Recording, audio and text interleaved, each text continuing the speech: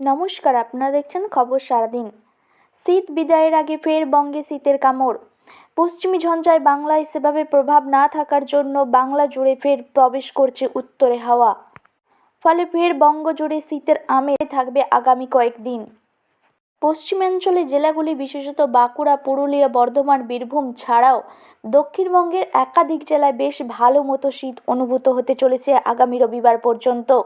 আলিপুর আবহাওয়া দপ্তর সূত্রে খবর, আগামী রবিবার পর্যন্ত 2 থেকে 3 ডিগ্রি পর্যন্ত তাপমাত্রা নামতে পারে।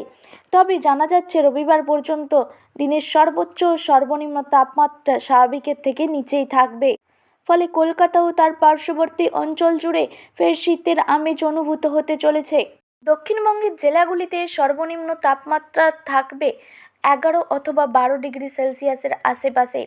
তবে কলকাতা ও তার পার্শ্ববর্তী অঞ্চলে সর্বনিম্ন তাপমাত্রা থাকতে পারে 14 অথবা 15 ডিগ্রি সেলসিয়াস।